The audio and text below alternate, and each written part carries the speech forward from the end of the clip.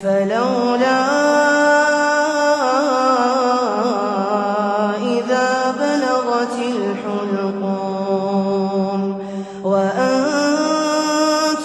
حينئذ تنظرون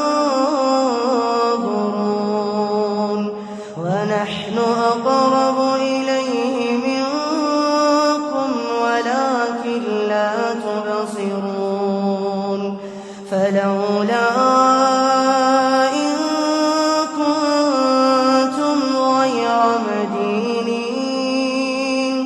ترجع